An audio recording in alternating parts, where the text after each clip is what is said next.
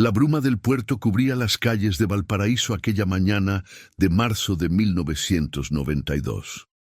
El mercado de mariscos bullía con su ritmo habitual. Pescadores descargando sus redes, vendedoras pregonando el pescado del día, turistas buscando recuerdos baratos entre los puestos de artesanías. Nadie prestó demasiada atención a la mujer de mediana edad que caminaba entre la multitud, su bolsa de tela colgando de su brazo, sus zapatos gastados dejando huellas húmedas sobre el pavimento mojado. Su nombre era Carolina Mendoza Ruiz. Tenía 42 años, trabajaba como secretaria en una notaría del centro y vivía sola en un departamento modesto de la calle Serrano. Esa mañana del 14 de marzo, un sábado, había salido temprano para hacer sus compras semanales. Varios testigos la vieron en el mercado alrededor de las 9 de la mañana. Compró jitomates, cebollas, 1 kilo de pescado fresco. Intercambió algunas palabras con la señora Amparo, la verdulera que la atendía desde hacía años. Antes de continuar con esta historia que te va a mantener al filo de tu asiento, te invito a que te suscribas al canal y me cuentes en los comentarios desde dónde nos estás viendo. Tu apoyo es fundamental para seguir trayendo estas historias. Y ahora sí, continuemos.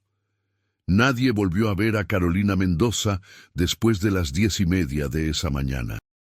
Su hermana menor, Patricia, intentó comunicarse con ella durante todo el fin de semana sin éxito. El lunes por la mañana, preocupada, acudió al departamento de Carolina. La puerta estaba cerrada con llave. Dentro, todo permanecía intacto, la cama hecha. Ninguna señal de violencia o lucha, pero tampoco rastro de las compras que Carolina había realizado el sábado. La bolsa de tela que siempre llevaba consigo nunca apareció. Patricia denunció la desaparición ese mismo día. El caso fue asignado al comandante Heriberto Salazar, un veterano de la Policía Judicial de Valparaíso con 25 años de servicio. Salazar era conocido por su meticulosidad, pero también por su tendencia a cerrar casos rápidamente cuando la evidencia apuntaba hacia explicaciones simples. En el expediente que abrió ese 16 de marzo de 1992, anotó con letra firme: probable abandono voluntario del hogar, sin indicios de delito. Pero Patricia no aceptó esa conclusión. Su hermana no era el tipo de persona que desaparecería sin avisar. Carolina era metódica, predecible, casi obsesivamente rutinaria. Trabajaba en la misma notaría desde hacía 18 años. Vivía en el mismo departamento desde hacía 12. Todos los domingos comía con Patricia y su familia. Todos los jueves por la noche llamaba a su madre, que vivía en Guadalajara. Carolina no había faltado un solo día al trabajo en los últimos 5 años, ni siquiera cuando tuvo gripe. Patricia comenzó su propia investigación. Visitó el mercado, habló con los vendedores, con los pescadores, con cualquiera que pudiera haber visto a su hermana ese sábado. La señora Amparo recordaba haberla atendido. Estaba normal, como siempre, dijo la verdulera. Tal vez un poco más callada, pero nada raro. Don Jesús, el pescadero, también la recordaba. Compró robalo. Me preguntó si estaba fresco. Le dije que lo había sacado del agua esa misma mañana. 2 semanas después de la desaparición, Patricia recibió una llamada anónima, una voz de mujer, joven, nerviosa. Su hermana vio algo que no debía ver. Si sigue preguntando, le va a pasar lo mismo. La línea se cortó antes de que Patricia pudiera responder. Cuando reportó la llamada a la policía, el comandante Salazar la anotó en el expediente, pero no tomó ninguna acción. Probablemente alguien que quiere jugar con sus emociones, le dijo. Estos casos atraen a gente rara. Pero la llamada cambió algo en Patricia. Ya no estaba buscando a una hermana que tal vez había decidido empezar una nueva vida en otro lugar. Estaba buscando a una víctima, y alguien no quería que la encontrara. El primer indicio real llegó casi un mes después de la desaparición. Un pescador encontró una credencial del INE flotando cerca de los muelles. Era de Carolina Mendoza. El plástico estaba hinchado por el agua, la fotografía apenas visible, pero el nombre era legible. Salazar incluyó el hallazgo en el expediente, pero nuevamente descartó la relevancia. Pudo haber caído al agua en cualquier momento, escribió. No es evidencia de que la portadora esté en el agua. Patricia contrató a un investigador privado, un ex policía llamado Mauricio Campos, que había dejado la fuerza 5 años atrás, tras denunciar irregularidades en su departamento. Campos tenía reputación de ser honesto hasta la terquedad, una cualidad que lo había convertido en paria entre sus antiguos colegas, pero que lo hacía valioso para clientes desesperados como Patricia. Campos comenzó donde la policía había terminado. Revisó cada detalle de la vida de Carolina en los meses previos a su desaparición. Habló con sus compañeros de trabajo en la notaría, con sus vecinos, con las personas con las que tenía contacto regular. Todos describían a una mujer tranquila, reservada, sin enemigos visibles ni conflictos aparentes. Pero cuando Campos habló con el notario, el licenciado Ernesto Villegas, detectó algo extraño en su comportamiento. Villegas estaba nervioso, evasivo, respondía a las preguntas con monosílabos y evitaba el contacto visual. ¿Carolina manejaba documentos confidenciales?, preguntó Campos. Todos los documentos notariales son confidenciales, respondió Villegas. ¿Tuvo acceso a archivos que pudieran comprometer a alguien? Villegas se puso de pie. Esta conversación ha terminado. Si tiene más preguntas, hable con mi abogado. Campos salió de la notaría con más preguntas que respuestas, pero también con una certeza. El licenciado Villegas sabía algo. Esa noche estacionó su coche frente a la notaría y esperó. A las 9 de la noche, cuando las luces del edificio se apagaron, vio salir a Villegas acompañado de un hombre alto, de traje oscuro, con el cabello perfectamente peinado hacia atrás. Los dos hombres caminaron hasta un restaurante cercano. Campos los siguió a distancia prudente, tomó fotografías, anotó la hora y el lugar. Al día siguiente, Campos mostró las fotografías a un contacto que aún tenía en la policía, el cabo Rodrigo Santana, uno de los pocos que había apoyado su denuncia años atrás. Santana identificó al hombre del traje inmediatamente. Es el licenciado Marco Antonio Duarte, abogado. Tiene oficinas en la zona financiera. Representa a varios empresarios importantes. También tiene fama de ser el tipo que arregla problemas legales y algunos que no son tan legales. Campos comenzó a investigar a Duarte. Lo que descubrió fue una red compleja de conexiones. Empresarios de la construcción, funcionarios municipales, jueces, políticos locales. Duarte era el eslabón que unía a todos, y en el centro de esa red, Campos encontró algo perturbador. Varios casos de propiedades que habían cambiado de manos de manera irregular en los años previos. Terrenos ejidales que de pronto aparecían como propiedad privada. Casas que eran vendidas por sus dueños originales a precios ridículamente bajos. Documentos que llevaban la firma de notarios públicos, incluido Ernesto Villegas. Carolina Mendoza había trabajado en esa notaría durante 18 años. Había tenido acceso a todos esos documentos, y en las semanas previas a su desaparición, según Patricia recordaba ahora, su hermana había estado inusualmente callada, preocupada. Me dijo que había descubierto algo en el trabajo, recordó Patricia durante una de sus reuniones con Campos. No quiso darme detalles. Dijo que necesitaba estar segura antes de hacer algo.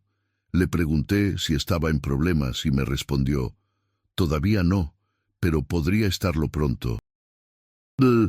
Campos presentó sus hallazgos al comandante Salazar. La reunión fue breve y tensa. Salazar escuchó en silencio, revisó las fotografías y los documentos que Campos había compilado y luego empujó todo de regreso a través del escritorio. Esto es especulación. No hay evidencia directa que conecte a estos hombres con la desaparición de Carolina Mendoza. Si presenta acusaciones sin pruebas sólidas, lo único que va a conseguir es una demanda por difamación. ¿Y qué hay de la llamada anónima?, insistió Campos. ¿Qué hay del hecho de que su credencial apareció en el agua? La llamada pudo ser de cualquiera. La credencial pudo caer al agua por accidente. No tengo nada concreto que me permita abrir una investigación contra ciudadanos respetables basándome en las sospechas de un ex policía. Campos salió de la comisaría sabiendo que no recibiría ayuda oficial, pero también sabía que estaba en el camino correcto. Alguien no quería que se investigara la desaparición de Carolina. Y ese alguien tenía suficiente poder como para influir en la policía. La respuesta llegó de donde menos lo esperaba. Una tarde de junio, 3 meses después de la desaparición de Carolina, una mujer joven tocó a la puerta del departamento de Patricia. Se identificó como Lucía Torres, ex empleada de la notaría de Villegas. Había renunciado 2 semanas después de que Carolina desapareciera. No podía seguir trabajando ahí, dijo Lucía, su voz temblando. No después de lo que vi. Patricia la invitó a pasar. Lucía se sentó en el borde del sofá, las manos entrelazadas sobre el regazo, los ojos fijos en el suelo. Tardó varios minutos en comenzar a hablar. Cuando finalmente lo hizo, las palabras salieron en un torrente contenido durante demasiado tiempo. Carolina encontró algo, dijo Lucía. Un archivo que no debía estar en la notaría. Eran escrituras de propiedades, docenas de ellas, todas fechadas en los últimos 5 años, pero las firmas estaban falsificadas. Carolina se dio cuenta porque conocía la firma de algunos de los supuestos vendedores. Uno de ellos era un señor que había muerto 2 años antes de que se supuestamente firmara la venta de su terreno. Patricia sintió que el corazón se le aceleraba. ¿Le contó esto a alguien? Lucía asintió. Al licenciado Villegas. Pensó que él no sabía, que alguien estaba usando la notaría sin su conocimiento. Pero la reacción de Villegas la asustó. Se puso furioso. Le dijo que se olvidara de lo que había visto, que nunca hablara de eso con nadie. Carolina quedó en shock. No podía creer que su jefe estuviera involucrado. ¿Y después de eso? Carolina vino a hablar conmigo. Estaba aterrada pero también decidida. Me dijo que había hecho copias de algunos documentos, que los había guardado en un lugar seguro. Planeaba llevarlos a las autoridades. Yo le dije que no lo hiciera, que era peligroso, que gente con ese tipo de poder podía hacerle daño. Pero ella dijo que no podía quedarse callada, que había familias que habían perdido sus tierras por culpa de esos fraudes. Patricia sintió lágrimas quemando sus ojos. Eso era muy típico de Carolina. Siempre había sido la más correcta de las 2 hermanas, la que no toleraba las injusticias, la que defendía a los débiles, incluso cuando le costaba caro.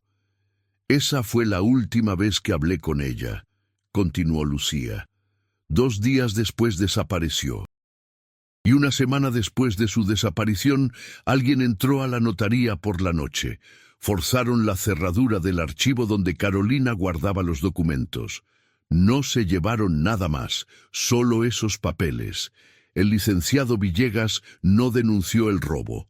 Dijo que había sido un intento fallido, que los ladrones no habían encontrado nada de valor. ¿Por qué no le contaste esto a la policía? Lucía levantó la mirada por primera vez y Patricia vio miedo genuino en sus ojos. Porque 2 días después de que renuncié, recibí una visita. 2 hombres vinieron a mi casa. No me amenazaron directamente, pero el mensaje fue claro. Si hablaba, Me pasaría lo mismo que a Carolina. Tengo una hija pequeña. No podía arriesgarme, pero tampoco puedo seguir viviendo con esto. Carolina no se merecía lo que le pasaron. Patricia llamó inmediatamente a Campos. Esa noche, los tres se reunieron en el departamento. Lucía repitió su historia, esta vez con Campos tomando notas detalladas, grabando cada palabra. Cuando terminó, Campos apagó la grabadora y miró a las dos mujeres. Si Carolina hizo copias de esos documentos y los escondió en algún lugar seguro, necesitamos encontrarlos, dijo. Son la única prueba real que tenemos. Sin ellos, todo esto sigue siendo circunstancial. Patricia pensó en los lugares donde su hermana podría haber escondido algo importante. El departamento había sido revisado minuciosamente sin resultados. El trabajo era imposible, ahora que sabían que Villegas estaba involucrado. ¿Dónde más? Carolina no tenía muchos lugares a los que acudía regularmente. El mercado, el trabajo, la iglesia. La iglesia, dijo Patricia de pronto. Carolina iba a misa todos los domingos en la parroquia de Nuestra Señora del Carmen. Conocía bien al padre Tomás. Si quisiera esconder algo importante, tal vez se lo confió a él. Al día siguiente, Patricia y Campos visitaron la parroquia. El padre Tomás era un hombre mayor, de pelo blanco y manos temblorosas, que había servido en esa iglesia durante 30 años. Cuando Patricia mencionó el nombre de su hermana, el rostro del sacerdote se ensombreció. Carolina era una buena mujer, dijo en voz baja. Venía fielmente cada semana. Siempre se quedaba después de la misa para ayudar a limpiar las bancas. Padre, necesito preguntarle algo muy importante, dijo Patricia. Carolina le confió algo antes de desaparecer. ¿Le dio algo para guardar? El padre Tomás vaciló. Sus ojos se movieron entre Patricia y Campos, evaluando, decidiendo. Finalmente asintió lentamente. Esperen aquí. Desapareció hacia la sacristía. Regresó varios minutos después con un sobre manila grueso, sellado con cinta adhesiva. En el frente, escrito con la letra inconfundible de Carolina, decía: «Para Patricia, en caso de que algo me pase». Patricia abrió el sobre con manos temblorosas. Dentro había docenas de fotocopias, escrituras, actas notariales, registros de propiedad, y con ellas una carta escrita a mano por Carolina. Patricia leyó en voz alta, su voz quebrándose con cada palabra. «Hermana, si estás leyendo esto es porque algo salió mal. He descubierto un fraude masivo que involucra a personas poderosas. Durante años han estado falsificando documentos para robar tierras a familias campesinas y ejidatarios de toda la región. El licenciado Villegas está involucrado, pero él es solo una pieza. Hay otros, el abogado Marco Antonio Duarte, el director del Registro Público de la Propiedad Gustavo Maldonado, varios funcionarios del municipio cuyos nombres están en estos documentos. He hecho copias de todo lo que encontré. Planeaba entregarlas a la Procuraduría Estatal, pero antes de hacerlo quería estar completamente segura. Si algo me pasa, por favor lleva estos documentos a las autoridades. No dejes que se salgan con la suya. Las familias que han perdido sus tierras merecen justicia. Te quiero, hermana. Cuídate». Campos tomó los documentos y comenzó a revisarlos metódicamente. Lo que vio confirmó todo lo que había sospechado y más. Había evidencia de fraude en al menos 50 propiedades diferentes. Las firmas eran obviamente falsificadas. Algunas de las supuestas ventas habían ocurrido años después de que los propietarios originales hubieran muerto. Los beneficiarios finales de todas esas transacciones eran empresas fantasma, pero Campos reconoció los nombres de los directores, testaferros conocidos que trabajaban para empresarios de la construcción vinculados a Duarte. «Esto es suficiente para abrir una investigación federal», dijo Campos. pero necesitamos llevarlo directamente a la Procuraduría Estatal, saltarnos a la policía local. Si Salazar está involucrado o si simplemente está siendo presionado para cerrar el caso, no podemos confiar en él. 3 días después, Patricia, Campos y un abogado que habían contratado se presentaron en las oficinas de la Procuraduría Estatal en Guadalajara. Entregaron los documentos, la carta de Carolina, las grabaciones de las declaraciones de Lucía, todo el expediente que habían compilado. El procurador adjunto que los recibió prometió una investigación exhaustiva. Las semanas siguientes fueron de espera angustiante. Patricia no sabía si los documentos realmente resultarían en acciones concretas o si simplemente se perderían en el laberinto burocrático del sistema judicial. Pero entonces, a principios de septiembre de 1992, las noticias comenzaron a aparecer en los periódicos locales. Desarticulan red de fraude inmobiliario en Valparaíso. Notario y abogado arrestados por falsificación de documentos. Procuraduría investiga complicidad de funcionarios en robo de tierras ejidales. Ernesto Villegas fue arrestado en su oficina. Marco Antonio Duarte intentó huir, pero fue detenido en el aeropuerto de la Ciudad de México. Gustavo Maldonado, el director del registro público, se entregó voluntariamente y ofreció cooperar con las autoridades a cambio de una sentencia reducida. Su testimonio fue devastador. No solo confirmó el fraude en las escrituras, sino que reveló que la red llevaba operando casi una década, robando tierras por un valor estimado de más de 50 millones de pesos.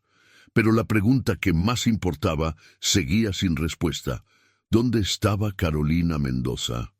Los arrestos trajeron nuevas pistas. Durante el interrogatorio, Gustavo Maldonado reveló algo que hizo que Patricia sintiera que el suelo desaparecía bajo sus pies. La secretaria de Villegas descubrió lo que estábamos haciendo. Villegas entró en pánico. Le pidió a Duarte que solucionara el problema. Yo no sé exactamente qué pasó después. Solo sé que ella desapareció y que Duarte me dijo, «Un problema menos». Duarte, enfrentado con esta acusación, se negó a hablar. Contrató al mejor abogado defensor que el dinero podía comprar y se declaró inocente de todos los cargos. No había evidencia física que lo conectara directamente con la desaparición de Carolina. Sin cuerpo, sin testigos, sin confesión, el caso seguía siendo circunstancial en lo que respectaba al destino de Carolina.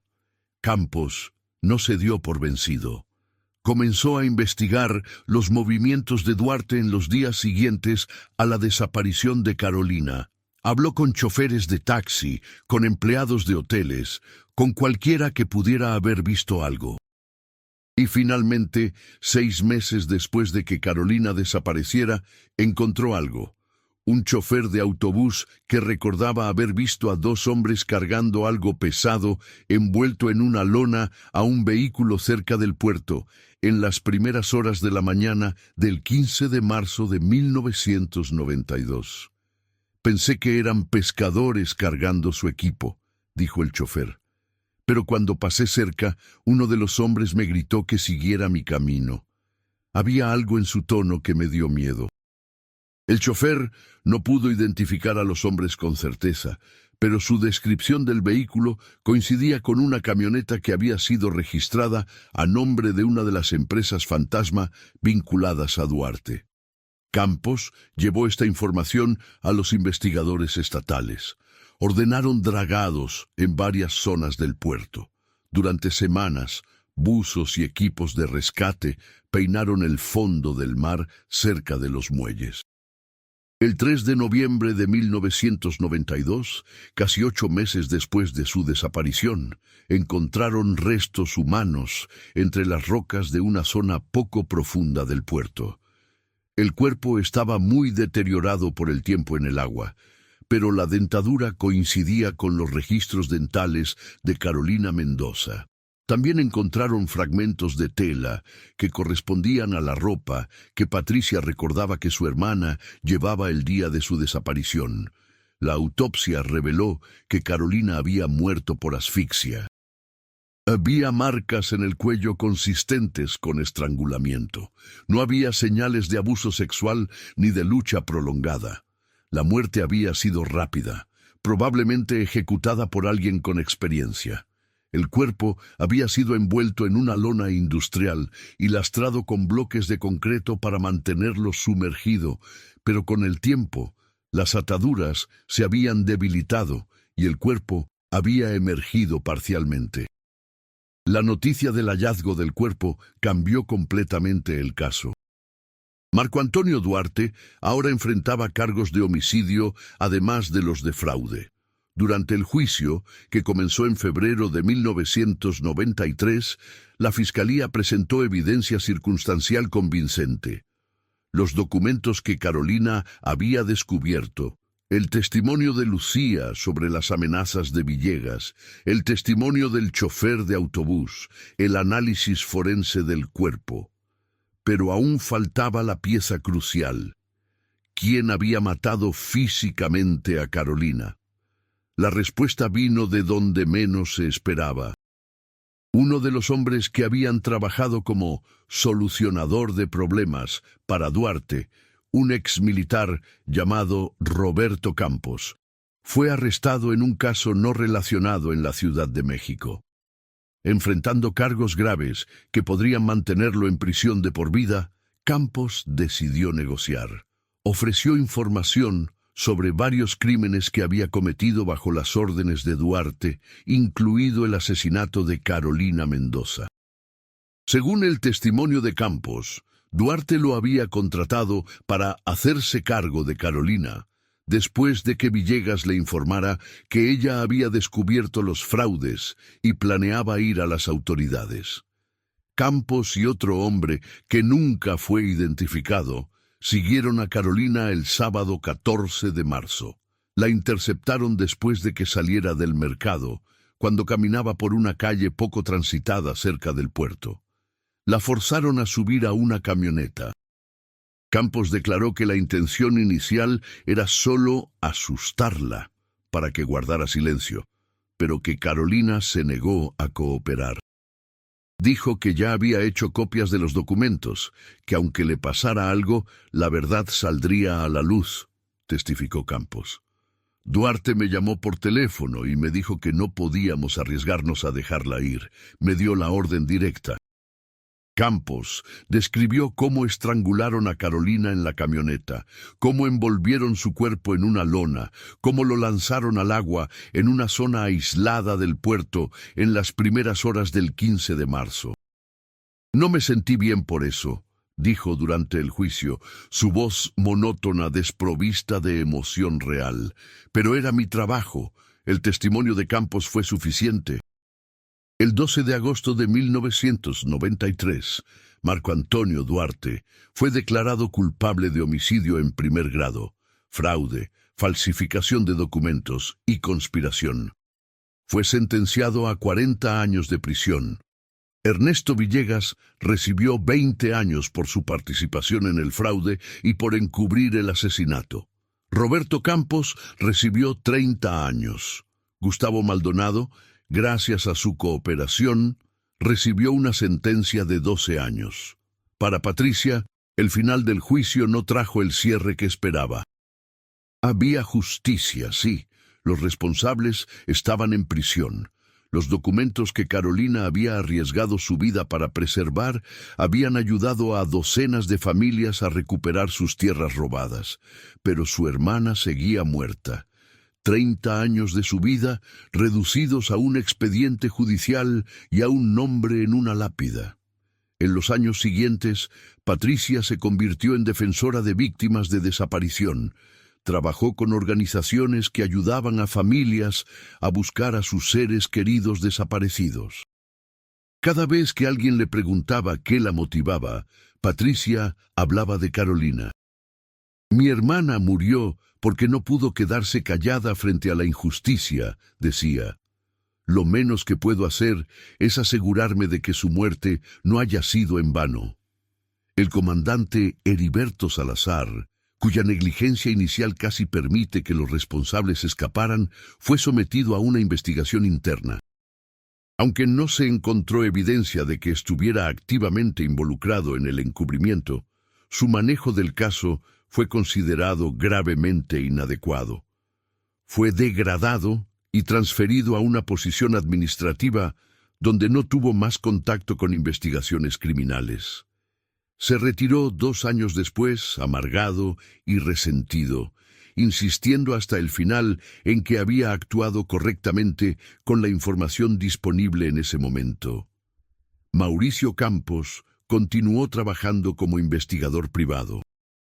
El caso de Carolina Mendoza se convirtió en su carta de presentación, la prueba de que a veces los investigadores privados podían lograr lo que el sistema oficial no lograba. Recibió docenas de casos similares en los años siguientes. Personas desaparecidas, familias sin respuestas, autoridades desinteresadas o incompetentes. No pudo resolver todos los casos, pero en los que sí tuvo éxito, siempre se acordaba de Carolina y de cómo su determinación para hacer lo correcto había costado su vida, pero también había expuesto una red de corrupción que había operado impunemente durante años. Lucía Torres, la ex empleada de la notaría, cuyo testimonio había sido crucial, se mudó a otra ciudad con su hija. Cambió de nombre, comenzó una nueva vida lejos de Valparaíso. Durante años vivió con miedo de que los asociados de Duarte, que nunca fueron arrestados, pudieran buscar venganza. Pero con el tiempo, ese miedo se desvaneció. Eventualmente, se convirtió en trabajadora social, ayudando a víctimas de violencia y abuso. Nunca habló públicamente sobre su participación en el caso, pero en privado le dijo a Patricia que testificar había sido lo más difícil y lo más importante que había hecho en su vida. El padre Tomás continuó sirviendo en la parroquia de Nuestra Señora del Carmen hasta su muerte en 2003. En sus últimos años, hablaba a menudo sobre Carolina durante sus homilías, usándola como ejemplo de coraje moral y sacrificio. Ella sabía que hacer lo correcto podía costarle caro, decía, y aún así lo hizo. Eso es verdadera valentía. Los archivos del caso permanecieron en los registros de la Procuraduría Estatal durante décadas. En 2022, cuando se implementó una nueva ley de transparencia que requería la digitalización y publicación de archivos históricos de casos cerrados, el expediente de Carolina Mendoza Ruiz fue subido a Internet. De pronto, su historia estuvo disponible para cualquiera que quisiera leerla. Periodistas, investigadores, estudiantes de criminología, todos tuvieron acceso a cada detalle. Los informes policiales, los testimonios, las fotografías, las transcripciones del juicio. Lo que emergió de esos archivos fue una imagen más completa de lo que realmente había ocurrido en Valparaíso en 1992.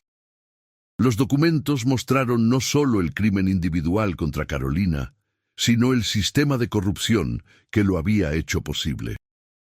Revelaron nombres de otros funcionarios que nunca fueron procesados, pero que claramente habían estado involucrados. Mostraron cómo la negligencia inicial de Salazar no había sido accidental, sino el resultado de presión de superiores que tenían sus propias conexiones con la red de fraude. Evidenciaron que el caso de Carolina no era único, que había habido otras personas que habían descubierto partes del fraude y que habían sido silenciadas de maneras diferentes. Un investigador del Centro de Derechos Humanos de la Universidad de Guadalajara, el doctor Emilio Ramos, pasó 2 años estudiando los archivos del caso. En 2024, publicó un libro titulado La secretaria corrupción, asesinato y justicia tardía en Valparaíso. El libro no solo contaba la historia de Carolina, sino que la contextualizaba dentro de un panorama más amplio de corrupción en México durante los años 90. Se convirtió en un bestseller y fue traducido a varios idiomas. Patricia, que para entonces tenía 72 años, fue invitada a presentaciones del libro por todo el país. Cada vez que hablaba, contaba la misma historia. Su hermana había sido una mujer ordinaria que había hecho algo extraordinario. No había sido una heroína en el sentido tradicional, no había buscado la atención ni la gloria. Simplemente había visto algo mal y había decidido que no podía ignorarlo. Y esa decisión le había costado la vida. Pero gracias a su valentía, decía Patricia en esas presentaciones, docenas de familias recuperaron sus tierras. Una red de corrupción fue desmantelada, y aunque llegó demasiado tarde para salvarla, eventualmente hubo justicia. Mi hermana no murió en vano. En marzo de 2025, 33 años después de la desaparición de Carolina, la ciudad de Valparaíso inauguró un pequeño monumento en el mercado donde ella había sido vista por última vez. Era una placa de bronce con su nombre, sus fechas de nacimiento y muerte, y una inscripción simple: Carolina Mendoza Ruiz. Tuvo el valor de hacer lo correcto. Patricia asistió a la ceremonia de inauguración, acompañada por sus hijos y nietos. Mientras el alcalde hablaba sobre la importancia de recordar a quienes habían luchado contra la corrupción, Patricia miraba la placa y pensaba en su hermana.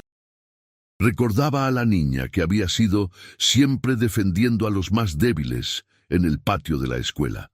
Recordaba a la adolescente que se negaba a hacer trampa en los exámenes incluso cuando todos los demás lo hacían.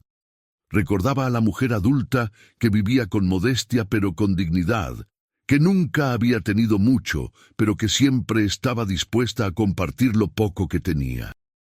«Te extraño, hermana», susurró Patricia mientras tocaba la placa con los dedos. «Ojalá hubieras podido ver esto. Ojalá pudieras saber cuántas vidas tocaste con tu valentía». Esa noche, Patricia regresó al departamento donde Carolina había vivido. Había sido vendido años atrás, pero Patricia pidió permiso a los nuevos dueños para visitarlo una última vez. Caminó por las habitaciones donde su hermana había pasado tantos años de su vida. Se sentó en el balcón desde donde Carolina solía mirar el puerto por las tardes. Y mientras el sol se ponía sobre Valparaíso, tiñendo el cielo de naranjas y rojos, Patricia sintió algo que no había sentido en 33 años: paz. No era el tipo de paz que viene de olvidar o de superar el dolor. Era la paz de saber que la verdad finalmente había salido a la luz, que los responsables habían pagado por sus crímenes.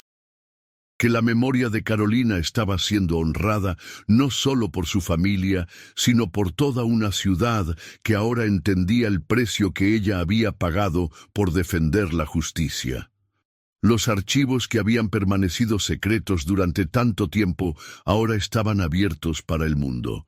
La historia que las autoridades habían intentado enterrar ahora se contaba en libros, en artículos, en clases universitarias. Carolina Mendoza Ruiz, la secretaria callada que nadie había notado en vida, se había convertido en un símbolo de resistencia contra la corrupción, un recordatorio de que una persona ordinaria podía marcar una diferencia extraordinaria. Y mientras Patricia se preparaba para dejar el departamento por última vez, pensó en algo que el padre Tomás había dicho años atrás. Los verdaderos héroes no buscan ser recordados, simplemente hacen lo correcto, cueste lo que cueste.